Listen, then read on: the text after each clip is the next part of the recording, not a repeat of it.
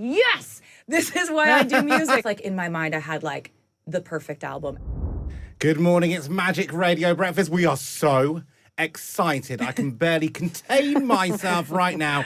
We are delighted to have the iconic Taylor Swift with us in the studio this morning. Good morning. Good morning. Yeah, Good lovely to have you morning. here. Welcome. It's lovely that you're excited about it. This is so nice. We're very grateful for the heads up because sometimes you like to surprise drop albums. Yeah. And you've done that in the past. Yeah. But, you know, we had time to roll out the red carpet. We dressed up smart and we knew. And Yeah, we you thought, guys are great. let's have showers and clean our teeth because I'm Taylor Swift is coming in. I'm honored.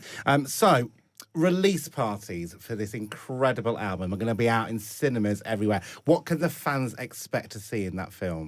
So really, it's kind of a combination of what I used to do these things called secret sessions where I would invite fans to my house, play them the record before it came out, and I'd explain sort of inspirations behind different parts of songs or why I wrote things a certain way before I would play each song. So I kind of give them an inside scoop into what went into writing this particular song, then I'd play it.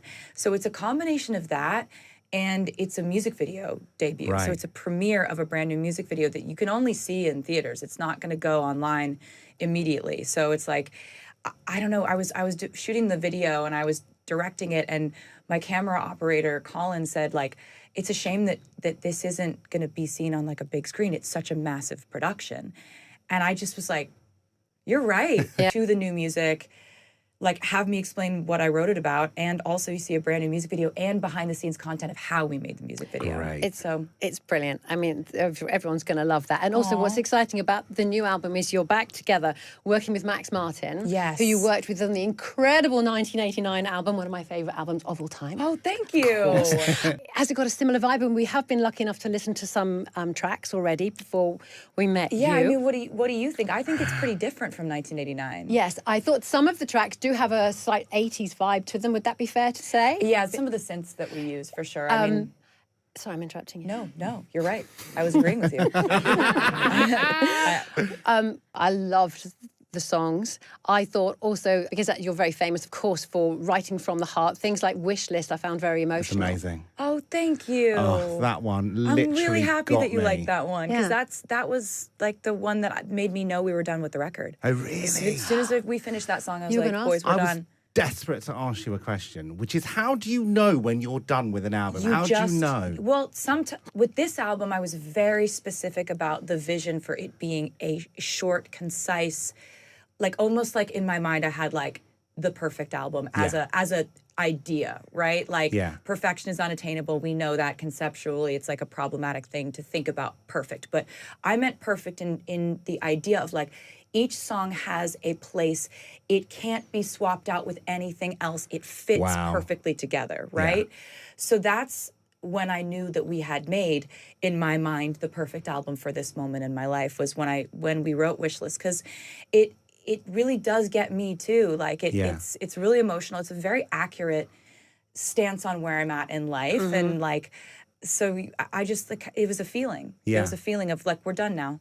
I've written very sprawling albums before where I just couldn't stop writing. And there's something to that too, if that's the project you're making, but this was not that. You are unstoppable. I mean, when do you find the time? You've had the Eras tour, which broke all kinds of records, and then you come out with this. I mean, when do you write? So this was happening at the same time as the Eras tour. When I was on tour in Europe last summer, it was the point in the tour where we had so many shows so frequently. I was getting sick a lot. I was always like physically sore, but I had reached the point in the show where I could do it muscle memory. Right. So I needed something to wake my brain back up. I was like, I need something that like puts So you're a little... writing an album. Just going to write an album. Honestly, yeah. Like it felt like I was so physically exhausted from the shows, but being mentally and sort of like emotionally stimulated by making this music got me to the point where like I was so excited to step back on stage because by the way. Oh, thank you. Is there a standout lyric in this entire album that you can think of instantly? You go, actually, that's where I am. That's what I'm most proud of. That's what I love. That's my messaging. Weirdly, like there are lines that I think represent the way I write songs. Yeah. Like, it's not something that I think represents like who I am as a person, because this is very much a song that's written in character. There's a song called Father Figure, where the first line of the second verse says, I pay the check before it kisses the mahogany grain. Yeah. And I'm like, that's my favorite type of writing, right? Yeah. Where you have to think about, wait, what do those words mean? Oh, somebody got the bill before it hit the table, but you say kisses the mahogany grain. I'm like, okay, that's my favorite type of stuff to write. But there are some lines in the song, The Life of a Showgirl, that are very much sort of like the manifesto of how I've had to operate within this industry. It's a song about meeting one of your sort of idols, and they, instead of being what you thought they would be, they warn you against following in their footsteps, because they just want to be honest with you about how hard this industry is, and you do it anyway. I think that's sort of like the manifesto of like how I approached this tour. There wasn't the option of, if I'm sick, I'm not going on stage. There wasn't an option of, I'm feeling terrible, I'm not doing the show tonight. And so every one of us on that tour operated from that standpoint of like, the crowd is your king. Yeah. Like, it's not the other way around. We're going to play Fate of Ophelia now. It's a first play for us on Magic. What can you tell us about this song, and we'll play it? I think that this song has some of like my favorite moments in it. Like, there's this post-hook section that goes, keep it 100 on the land, the sea, the sky, pledge allegiance to your hands, your team, your vibes. And when we wrote that in studio, I was like, yes, this is why I do music. Like, the way I feel when this part of the song happens. But this is a song about feeling for a long time like you might have met a similar fate to Ophelia, who was driven mad over the years slowly by love. And instead she, you know, I kind of give her a little bit of a, we reference her fate, but you talk about sort of someone saving you from that fate, and like how euphoric that feels to look at maybe your past experiences with heartbreak and feel that you've been like rescued from that by this fortuitous turn of events where you ended up finding a person that changed that for you. What an insight. Thank you so much. I love the line where you're like, just give me a best friend who's hot. Yeah. Do you think you've achieved that now with Travis? 100%. I mean, like, look what I got. Oh my God, the ring. We are joined by someone who made UK chart history this year as the first female artist to achieve 13 #1 albums in the UK. She's won Grammys, Brits, all the awards. She made history with her record-breaking Eras tour. She got her master's back. She's a performer, a businesswoman, an icon. We're, of course, talking about the showgirl herself, Taylor Swift. Oh, wow. That was a great intro. That was good. Yeah. You really pulled out all the stops Yeah. there, Fleur. Beautifully done. You know what? We're just really honoured that you took the time to come and Record. We then take all this time to plan out how we're going to put it out and make sure that we have vinyl for everybody. So there's like a lag time between when I made it and when it enters the world. Oftentimes your life can change drastically between this point and this other point. And for example, my last album, Tortured Poets Department, by the time that album came out, I was in a completely different point in my life. So it was like, it's an interesting feeling sometimes putting albums out into the world. With this one, the coolest part is that it is absolutely the place that I still am in my life. That's you know, great. the music matches the moment that I'm in. So Brilliant.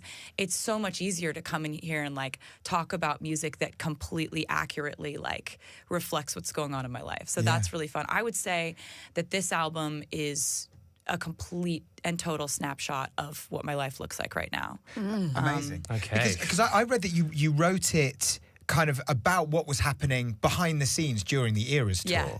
I mean, it sounds like there was a lot happening behind the scenes during the Eras tour, and a lot to be joyous about. But you know, there's light and shade in the songs that we heard for sure. Like that tour being so huge for so many people.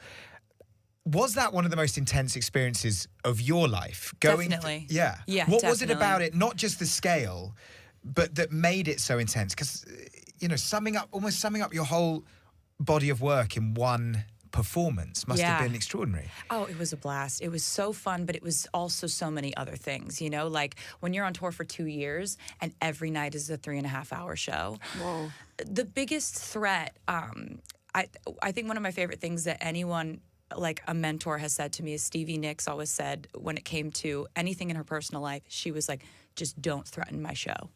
don't threaten I'm not gonna like, have a messy, like dramatic feeling about something that doesn't actually matter and isn't really real.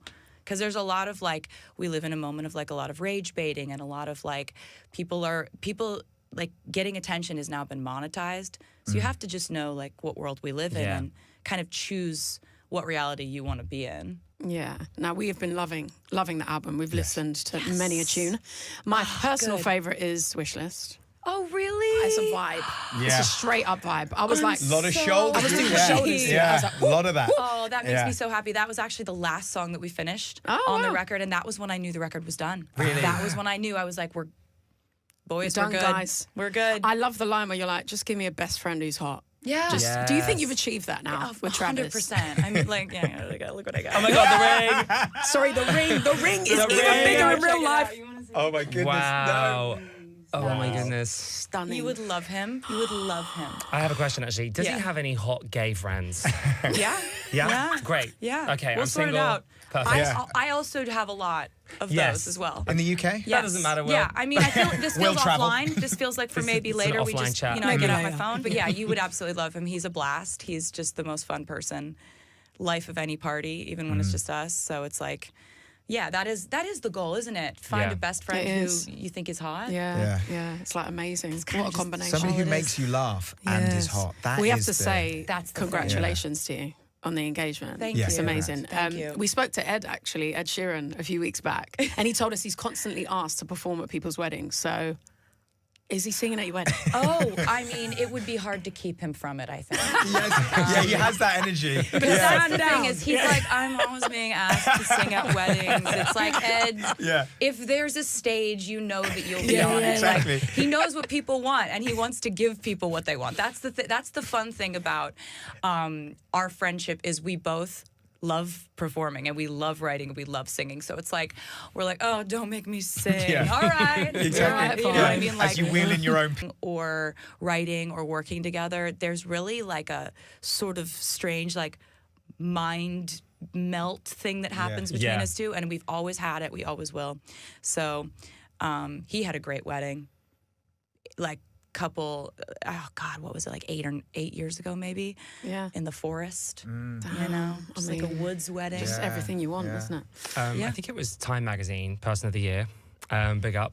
They said your lyrics give women and girls permission to know that their internal voice matters. And I think that's absolutely where your music comes from. And Opal Light is, I think, the song that we all need right now, because you're saying, like, it's all right. And a lot of us need that. Is that your intention when you're writing, to, like, really hit that connection? Thank you for saying that about that song. I'm so glad you like that one. Oh, it's amazing. Because you say, when you know, but how do you know? Yeah, so that song was so much fun to write because it goes through all these situations where oftentimes in life when we go through something that doesn't work out, whether it's in our personal life or in our friendships or in our career path, we oftentimes look at it as this like major setback, like we've taken a step back. But actually I've found that so many of those instances in my life have, based on how you respond to it, can catapult you forward in growth, in wisdom, in perspective. And I think those are the things that I've tried to like find to be the most attainable qualities and the most aspirational qualities in growing up, is like, can you react to certain situations in a way that benefits you and the people around you, and essentially like acquire wisdom because of it. And so Opalite is a song about like kind of forgiving yourself for having gone through something that didn't pan out the way you wanted it to. And it's because it says, you know, like all of the perfect couples like would look at you and say like, when you know, and when you don't, you don't. And when you're not in that situation, when you don't know, you know that you don't know. You know that you don't know. And so it's like it's giving yourself permission to like not have it all figured out, or not marry the first person you ever dated, you know, like stuff like that. Like I'm just happy that song exists, and also like that chorus, I'm really just stoked about how like absolutely infectious and It is. borderline narcotic it is. That is exactly what it is. Shocking melody. So we're going to play the first single, The Fate of Ophelia. But before we do, can you please just give us headlines on what it's about? I just have this fixation on Shakespeare characters that I fall in love with, and I can't stand to see them meet a tragic demise. I don't want that to be what happened to them, because wait, are you talking about Ophelia's she died? What do you mean? Yeah, how dare you? I was do that, really Ophelia? excited to see what happened with her and Hamlet. They seemed great. And I kind of going back to like the song Love Story, which I wrote when I was a teenager, I was just like, I can't watch Romeo and Juliet not work out. What do you mean they both die? They don't in my version of things. So it's just like you just turn the movie off before the bad ending. But this is a little bit like that, where The Fate of Ophelia talks about how, Ophelia was driven mad by love. And relatable. It talks about, the hook says like, you dug me out of my grave and saved my heart from the fate of Ophelia. So it's a love song. And it's also just got one of like the catchiest post hook kind of sections that I'm pretty proud of. So Travis Kelce's life has never been ordinary, but lately, the buzz around his every move has reached a fever pitch. The Kansas City Chiefs tight end, famous for his game-winning catches and charismatic interviews, is now at the center of a cultural phenomenon, not just because of his own achievements, but because of a superstar at his side, Taylor Swift. Their whirlwind romance has captured the public's imagination, merging the worlds of sports and pop music in a way that feels almost cinematic. Every interaction, every glance, every cryptic comment is dissected by millions, and the latest clue dropped by Kelce has sent fans and tabloids into overdrive. It wasn't a flashy announcement or a staged PR moment, but a simple, heartfelt response to NFL commentator Pat McAfee's big news, one that seemed to signal Kelce's readiness for a new adventure, one that might just include fatherhood. When Pat and his wife Samantha shared their joy at expecting a baby boy after a challenging fertility journey, Kelce's reply was short and sweet. Let's go. 3 words, but in the world of celebrity tea leaves, they might as well have been a full-page headline. Fans instantly interpreted the comment as a subtle hint that he and Taylor could be following a similar path soon. And why not? Over the past year, Kelce and Swift's relationship has played out like a high-stakes rom-com, complete with secret rendezvous, public displays of affection, and the kind of mutual support that makes headlines every Sunday and at every award show. The context adds an extra layer of intrigue. Insiders have whispered that the couple, fresh from their recent engagement, have started talking seriously about the future, children included. Kelce, never one to shy away from sharing his feelings, even let it slip on his podcast that the idea of becoming a dad is appealing to him, especially after hearing stories of fatherhood from friends and former teammates. Swift, for her part, remains characteristically private, but anyone who's followed her career knows that she pours her hopes and dreams into her music, and recent lyrics have hinted at a longing for family and stability. The chemistry between Kelce and Swift seems undeniable to anyone watching. They've navigated the glare of the spotlight with a kind of playful confidence, unbothered by the constant speculation. When Kelce is on the field, Swift is often in the stands, her cheers as headline-making as his touchdowns. When Swift is on tour, Kelce's social media lights up with supportive messages and inside jokes that only they seem to understand. Their relationship has become emblematic of a modern fairy tale, one where the prince and the pop queen support each other's dreams, even as the world watches with bated breath. The public's fascination goes deeper than just celebrity gossip.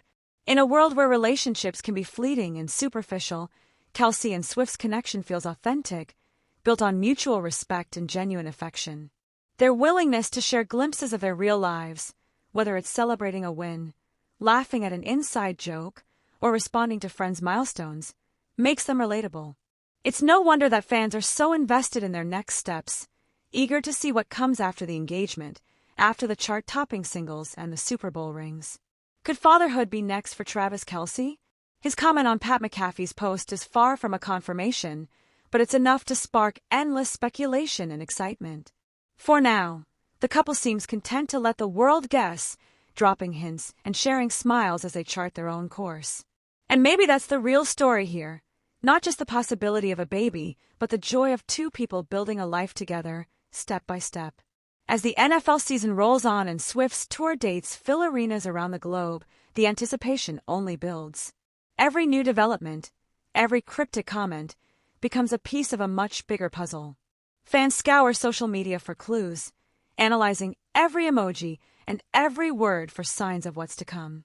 The world waits, breathless, for the next chapter, whatever it may bring.